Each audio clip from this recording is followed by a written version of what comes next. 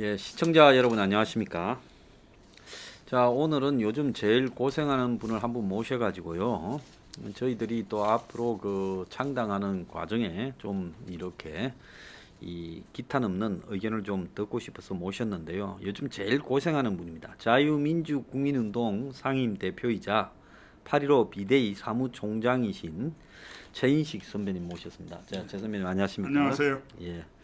자, 최 선배님은 평소에 그 한국의 시민운동이나 또 이 독자적인 길을 가는 소수 정당의 뭐 거의 권위자이시지 않습니까? 권위자이라기보다는 예. 내가 좀 유별난 사람이죠. 예, 그래서 저희들이 앞으로 그 앵그리 블루가 또 당을 창당해서 멀고 험한 길을 가려는데 예. 추석을 맞이해서 최 선배님 모시고 예. 좀 자문을 듣기 위해 모셨습니다. 예.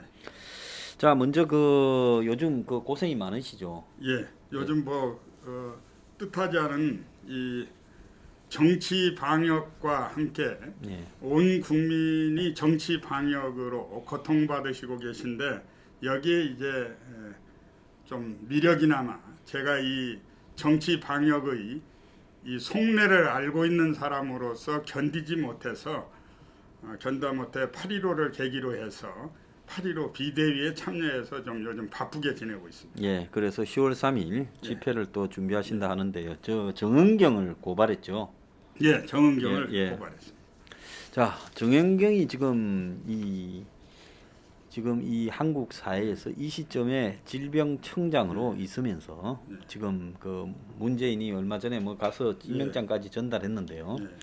그야말로 문재인의 수계 이 하수인 역할 예, 충실하는 거 아닙니까? 그야말로 문재인 정권의 예. 정치 방역, 그러니까 문재인 정권 안보를 위한 정치 방역의 예. 앞잡이라는 것이 이번 예. 8.15 이 집회를 통해서 밝혀졌죠. 예. 그래서 그 밝혀진 그 결과를 가지고 정은경을 고발하게 됐습니다. 예. 이 고발을 했더니 고발하는 과정에서도 우리 진영에서 정은경 하면 이 국민의 방역의 영웅이다. 이런데 이건 사기 영웅입니다. 가짜 영웅이고 이걸 그냥 두고 볼 수가 없었습니다. 예. 우리가 하마터라면 우리가 잃는 게 있으면 얻는 게 있더라고요. 8.15 이 집회가 없었더라면 8.15 광화문 집회가 없었더라면 이 가짜 영웅 정은경이가 그야말로 역사의 국민 영웅으로 넘어갈 뻔했어요.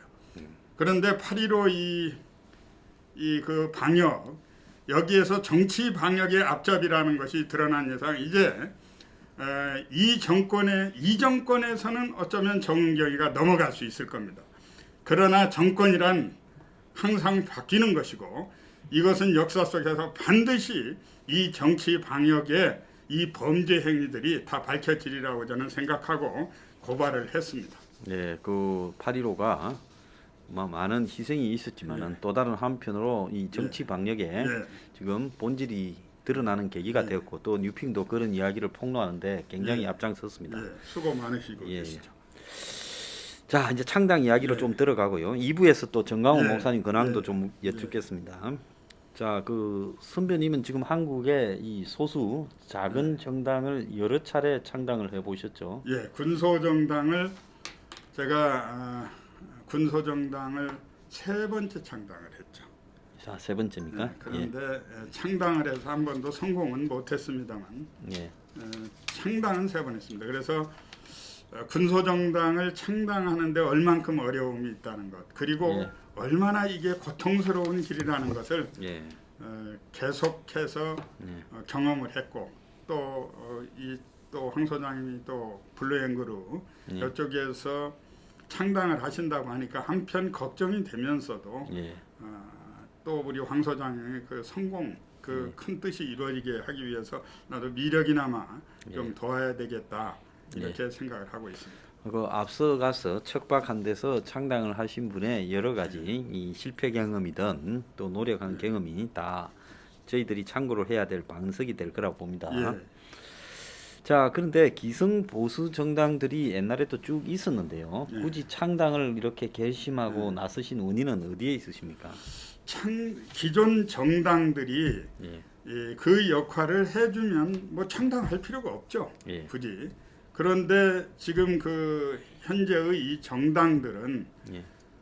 첫째 우리가 이제 여당은 집권한 여당은 우리하고 관련이 없는 사람들이기 때문에 예. 그 집단은 빼놓고 예. 야당을 보더라도 이 야당이 도대체 예. 우리 국민과는 도대체 상관이 없는 관계가 없는 정치를 하고 있는 거예요. 계속 우리를 대변하지를 못하는 것이죠.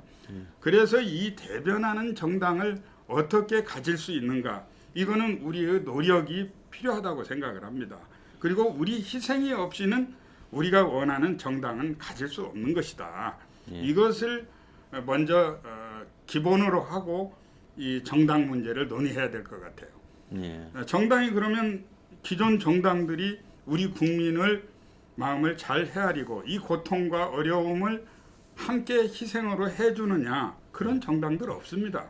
그런 정당이 있을 거라고 생각을 하고 있으면 고생 앞으로도 더 많이 더 해야 됩니다. 그래서 저는 일찍이 그걸 알기 때문에 그동안 시민운동으로 세상을 바로잡을 것이냐, 시민운동 수십 년 했습니다. 그러나 시민운동으로는 이게 절대로 세상을 바로잡을 수가 없습니다. 그리고 정치를 바꾸지도 못합니다. 그렇기 때문에 정당을 창당해야 되고, 저도 뭐 끝까지 정당은 제가 힘이 닿는 데까지는 저는 정당 창당 운동을 계속할 계획입니다. 자, 비록 그 실패를 하더라도 계속 이렇게 정당 창당 운동을 해야 되겠다고 하시면서 시민 운동으로는 이게 이 세상을 바꾸는데 한계가 있다. 이런 부분을 말씀하신 거 아닙니까? 특히 그 제가 봤을 때는 이 좌파들 진영에서는 일정하게 시민운동하던 사람들이 정당에 들어가서 자기 지분을 가지고 그렇죠. 또 칼날을 갖다가 일정하게 유지시켜가는 부분이 계속 네, 있었거든요. 과거 그렇죠. DJ 때부터 여러 차례 이 시민운동하던 좌파들이 여러 차례 들어갔지 않습니까? 그렇습니다. 좌파들. 예, 그런데 이제 문정권 들어서서 뭐 그런 것도 일률적이 됐지만은 과거에는 자기 색깔들을 가지고 안에서도 자기 계파를 모임을 유지했죠. 예, 그렇습니다. 그런데 이 보수 진영에서는 이 시민운동을 하던 사람들이라는 부분이 보수 기성 정당에 의해서 철저히 지금 한마디로 이 필요할 때 그냥 불러서 밥이나 먹여주고 그냥 뭐 이렇게 이 뒤에 평풍 역할이나 세우지 실제 철저히 외면받았지 않습니까? 그러니까 그 밥도 예. 먹여주지도 않죠. 요즘은. 예, 그리고 예. 그 전에 지금 이제 그 집권당 더불어당 말씀을 하셨는데, 요번에 저 집권당이 하는 걸 보세요. 심지어는 군소 정당들의 군소 세력들, 자기 주변의 세력들을 데려다가 그 비례 정당을 만들어 가지고 그래서 당선을 시켜 가지고 분양하듯이 예. 뭐 병아리 분양하듯이 또 제명을 해줘 가지고 예. 그 출당 조치를 해 가지고 이래 이제 자기 당으로 돌려보냅니다. 예, 돌려보냈죠. 돌려보냈어요. 예. 이렇게까지 하면서 이 사람들은 철저하게 몫을 나눌 줄 압니다. 예. 전애들이 법도 안 지키고 대한민국에 공헌한 바도 없고 오직 투쟁만 하던 자들에게 왜 대한민국을 빼앗겼느냐. 전애들은 반드시 이 은행을 털면 털어서 나눌 줄을 아는 거예요. 예. 그런데 보수 우파의 정치 세력들은 단 한 번도 운동하던 사람들, 밖에서 고생한 사람들을 자리를 줘서 함께 일할 수 있는, 반영될 수 있는 그런 기회를 준 적이 없습니다. 예. 그리고 앞으로도 줄 것 같지도 않고 주지도 않습니다. 그렇기 때문에 우리가 어떤 시민혁명의 그런 정신으로 나서가지고 우리가 정당을 창당하고 하지 않으면 절대로 전애들이 줄 리가 없죠. 주지 않습니다. 기회는 없습니다. 그리고 우리가 적극적으로 정치를 외면한 그 결과가 오늘날 같은 이런 개 같은 정치를 만나고 있는 겁니다. 예, 그런데 지금 현재 이 기성 보수 정당들이 대변해 가고 있는 이런 그 환경이 제가 봤을 때 이 보수 안에서도 뭐 재벌이나 이런 기득권을 대변하지 이 대다수의 서민의 삶을 대변하는 이런 거의 하지 않거든요. 그네들은 안 하죠. 예. 이렇게 어떤 이익 공동체 비슷하게 돼가지고 예. 자기 이익을 대변하고 자기도 이익이 되는 쪽으로 대변을 하지 예. 이익이 안 되는 서민 대중을 향해서 말만 서민 대중 이야기를 할 뿐이지 실질적인 정책은 만들지도 않습니다. 예. 그건 여야 똑같습니다. 예, 결국은 똑같죠. 예. 계속 그 이야기를 하고 있지만 결국은 서민 대중은 그냥 국민 대중은 들러리로 세워놓고 권력을 쟁취하는데 수단으로 이용만 하는 것이지 어떤 경우도 국민을 주체에다 세워놓고 하지 않습니다. 자, 그러면 그들 스스로가 사실은 한국의 좌우파들이 다 수구, 기득권 그렇습니다. 좌우파에 불과하고 그렇죠. 그들이 결국 집권을 하면 결국은 이 기득권을 위한 정치를 하는 거죠. 말로 뭘 그렇죠. 하든지 간에 그렇죠. 실제 내용은 자기 이익을 위해서 하는 겁니다. 예, 저 예. 당은 여당은 여당대로 자기 이익을 이익을 위해. 취하는 거고 예. 야당은 야당대로 자기 이익을 위한 이익 정치이지 이것이 무슨 뭐 정치가 대단히 선량한 의지를 가지고 정치의 선의를 믿었다가 이 모양 이 꼴이 난 겁니다. 예. 지금. 그러면 표는 제가 봤을 때 국민을 100이라고 보면 80%가 서민인데 예. 표는 서민이 대다수가 찍어주는데 결국은 국회의원이 되고 또 저들이 저 당을 만들어서 그 당이 대변하는 것은 기득권의 예. 이익을 대변한다면 표 찍은 사람의 기대를 정면으로 배신하는 거지 않습니까? 예. 이게 아이러니인데 예. 표는 분명히 우리 서민 대중들이 많죠. 훨씬 국민들이. 많죠. 예. 저놈들하고 힘이 있는 자와 이게 이거예요. 이리 때 그 누 때들이 예. 그 사막의 그 물소, 대자연에 아프리카 보면 소, 물소들이 물소. 예. 예. 이들이 수만 마리가 막 달리잖아요. 예. 그러나 뒤에 보면 치타 같은 거 조그만 표범 한 마리가 뒤를 예. 쫓아가요. 예. 그러나 이 누떼들이 딱 서서 날 잡아먹으라 하면 그 호랑이 한 마리 그게 맹수가 예. 누 한 마리도 못 잡아먹거든요. 예. 그 쥐가 밟혀 죽을 수 그래서 있죠. 쥐가 죽지. 예. 그런데 그걸 모르니까 막 도망가는 거거든. 예. 그것도 저는 선거를 그렇게 생각해요. 우리 표를 가진 우리가 모두 다 단결을 하면 저 꼼짝 못하고 데려갈 수 있어요. 예. 그런데 우리가 그거를 판판히 속고 있죠. 이번 선거만 하더라도 4.15 선거에서 예. 우리가 이 코로나 공포로 몰아넣고 정치 방역으로 공포를 예. 몰아넣고 예. 그리고 이걸 핑계로 국고를 털어서 돈 몇 푼씩 서푼씩 나눠주니까 그거 다 노인들도 다 찍었다는 거 아닙니까? 이런 현상이 계속 된다는 거예요. 그리고 저들은 어떻게 모든 수단을 다 가졌어요. 서민의 표를 어떻게 도둑질할 것인지를 이들은 다 알고 있는 거예요. 우리가 그 꿈을 어떻게 깰 수 있느냐. 우리 황 소장 같은 분이 충분한 그런 그 콘텐츠를 가지셨으니까 나는 이번에 그 일에 황 소장님이 좀 성공을 좀 거두기를 바랍니다. 예, 뭐 저도 개인의 욕심이 있어서 이 창당을 하려고 합니다. 물론 이런, 그러시죠. 이런 일은 정말 힘든 일이고 만들었다 하면 엄청난 일들이 네. 더 생기긴 부분이기 때문에 웬만하면 하고 싶지 않았습니다만은 제 말에 책임을 지기 위해서 저도 창당을 이렇게 하게 되었습니다.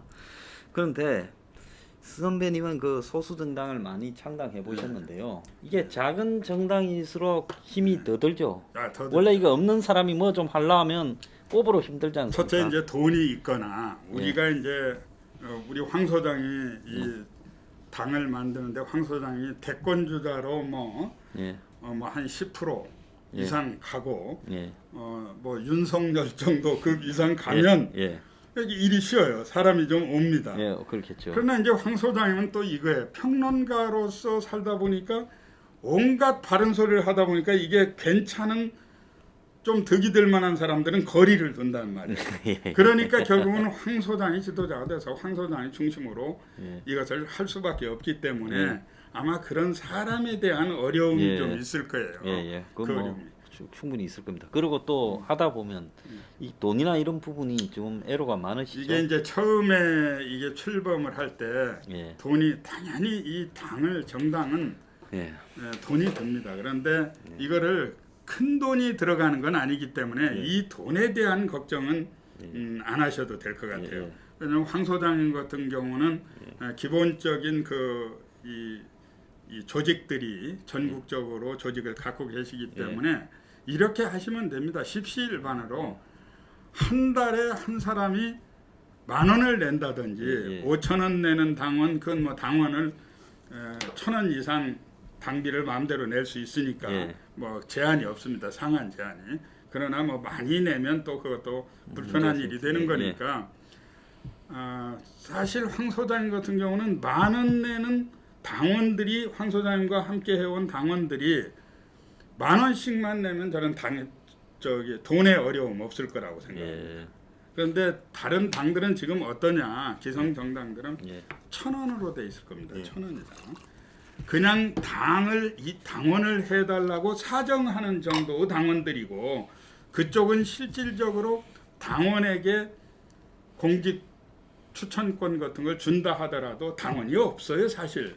아마 이건 집권당이고 야당이고 할 거 없이 자기 스스로 자발적으로 당을 하고 있는 분이 그렇게 유효한 숫자가 없습니다. 나중에 다 필요할 때 대납이죠. 필요할 때 그냥 뭐 동원된 당원들 아니겠어요, 우리 당원들은. 그런데 이 황 소장이 지금 그 앵그르블루 같은 경우는 이렇게 조직화된 조직이 없습니다, 사실. 지금 만약에 한다고 하면 여러분들은 돈에 대한 걱정은 안 해도 될 것 같다는 그렇게 생각을 합니다. 자, 그래서 또 지금 보면 이게 작은 정당일수록 똘똘 뭉쳐가지고 하나가 돼 가야 되는데 흔히 지난번 탄핵 이후에 보수 진영에도 많은 작은 정당들이 맹매를 했습니다만은 지금도 있고요. 지금도 많이 있죠. 당연히 오늘까지 44개가 있습니다. 아이고 참. 중앙선관위 오늘 현재 44개. 그런데 그 정당일수록 안에 내부에서 내분이 생기고 굉장히 좀 외부적으로 이게 이 변두리에 옛날에 못 사는 집에서 흙온날 싸움하듯이 행정안에 지금 그런 일이 좀 많지 않습니까? 그러니까 정당이나 조직이나 가정이나 모두가 다 결국은 외부의 어떤 도전으로부터 흔들리는 것이 아니고 내부의 적이 문제이거든요. 그런데 이 당의 내부에서만 이 분란은 어디나 조금씩은 있는 것이고 그건 극복하고 가야 되는 거예요. 그런데 저는 지금까지 제가 그 앵그르블루 같은 경우는 곁에서 이렇게 지켜본 바로는 굉장히 결속력도 좋고 또 그런 분란들이 없이 잘 지켜왔기 때문에 바로 정당으로 만약에 간다고 하면 그 정당이 더 오히려 결속이 강화되고 그런 사소한 불만들도 아마 그게 종식될 수 있다. 난 극복할 수 있다 이렇게 봅니다. 그래서 저희들이 재작년 12월 달부터 온 오프라인 집회를 한 20번을 했거든요. 초까지. 저도 여러 번 가서 구경을 했죠. 그러면서 이제 집회를 하는 과정에서 이 참여하는 부분, 헌신하는 부분, 이제 이런 부분들을 다들 트레이닝을 했다고 보는데. 그래서 기존의 보수 진영 내부에 많은 정당들이 있었는데요. 자, 그런 정당들이 나름은 굉장히 노력을 하고 애를 썼는데 지금 원내 진입에 실패한 부분에는 어떤 원인이 가장 크다고 보십니까? 정당이 첫째, 군소 정당들이 내용이 정리가 안 돼 있습니다. 이제 정책이라든가 정당을 만들 때는 이 정책이 있어야 돼요. 또 그런데 이 이제 정당들을 군소 정당을 만드는 사람들이 대개 비즈니스 정당 비슷하게 만듭니다.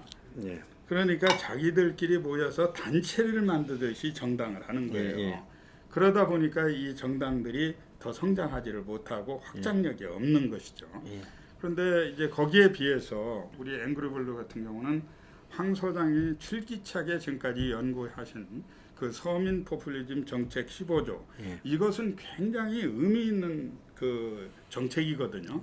이것만 해도 다른 기성 정당에서는 이거를 표현할 수가 서령 속에 마음이 있다 하더라도 이걸 노골적으로 깨놓고 할 수 없거든요. 자기들 이해관계 때문에. 자기 이해관계 때문에 못 하는데 황 소장은 지금 가지고 있는 그 서포 15조를 중심으로 해가지고 결속해나가고 하면 그런 모든 문제들 그리고 이것을 이렇게 해야 됩니다. 또 황 소장님이 갖고 계신 서포 15조를 황 소장만 가지고 계신 것이 아니라 앵그르블루의 모든 분들이 다 전도사가 되어가지고 이 서포 15조의 전도사가 되면 나는 집권정당 될 수 있다고 생각합니다. 예. 자, 그래서 그간의 작은 정당들이 어떤 대중적으로 자신들이 다 공감할 수 있는 그들의 삶을 개선시킬 수 있는 그런 공통된 가치를 이렇게 주입하는 데 실패했는데 우리는 그래서 서포 15조라는 부분을 앞에 세우고 그렇죠. 가치로 가고 있다 이렇게 보는데 저는 이제 이렇게 좀 봅니다. 선배님 한 판단을 해주십시오. 이제 정의당이 우리가 보면 저 당이 개판 5분 전이지 않습니까? 저런 당이 어떻게 사람들이 지지를 할까? 그런데 그렇죠. 지금 지속적으로 원내 정당이 되고 그렇죠. 있고 또 투표를 하면 요즘 많이 내려갔지만은 요즘 또 한 5% 5% 나오거든요. 5% 나와요. 그러면 그간에 정말 제가 봤을 때 정광훈 목사님이 이 보수에서 그 보인 조직력이나 리더십이 탁월했고 또 기독교라는 또 어떤 자기 희생, 종교 헌신이 그런 게 있었죠. 있었거든요. 그런데도 불구하고 지난번에 3%에 거의 근접했잖아요. 예, 지난번 2016년에 예, 그때는 이제 거의 근접했었죠. 예. 3%에 2.86%인가 2.86%에 근접했죠. 얻었어요. 근데 그때 이제 3%가 되지 않고 이번에는 이제 또 작은 보수 정당들이 분열되고 이러면서 이제 실패를 했는데 그래서 그 어떤 이 정의당 같은 좌파 정당들이 저렇게 좀 어떻게 보면 우리가 볼 땐 형편없는데도 저런 일정한 지지율을 이렇게 가지고 가는 거는 가치 정당으로서의 어쨌든 이 그렇죠. 틈새 시장을 제대로 그렇죠. 공략했다는 거 아니겠습니까? 저게 이제 정의당 같은 당들이 이제 성공하는 거는 저 당의 정책을 우리 대한민국 전체에 적용을 해가지고 정당 수권 정당이 되는 것은 그거는 될 수가 없습니다. 예, 예, 그렇겠죠. 그러나 소수라도 자기를 지지하는 계층에 대해서는 강력하게 어필할 수 있는 그 정책이 되고 그리고 문제는 거기에 조직력이 뒷받침이 되고 있는 것이죠. 그리고 정의당만 같아도 그런 데는 민주노총이라는 그런 기반들이 거의 있고. 이제 또 선거 때가 되면 기본표는 다 줍니다. 거기는. 주죠. 예. 정말 신기하지 않습니까? 그 요번에도 군소정당들에게 표를 나눠줘서 그 열린당을 또 만들어 가지고 열린민주당을 만들어서 거기서 또 거기에도 또 당선을 시키고 걸명하잖아요. 예. 그쪽은 그 적극적인 마니아들이 있는 거예요. 그게 예. 우리도 지금은 그 우리 황 소장님 같은 경우 이 앵그르블루에서 당을 간다면 그런 정도 충분한 능력이 난 뒷받침될 거라고 봐요. 좀 그동안 해오신 그 조직 따지기나 그리고 함께 그 여러 이 행사를 같이 해오고 정책 이슈 파이팅을 해왔잖아요. 그래서 그것 정도는 충분히 될 수 있고 저쪽에 저 사람들이 옳아서 5%를 하는 건 아니에요. 틀린 사람 5%가 모여 있는 거예요. 그럼 맞습니다. 그렇게 보면 됩니다. 그래서 우리가 거기에 이제 하나 배워야 될 거는 적어도 가치라도 내걸고 그 가치로 그렇죠. 틈새 시장을 잡을 줄 안다.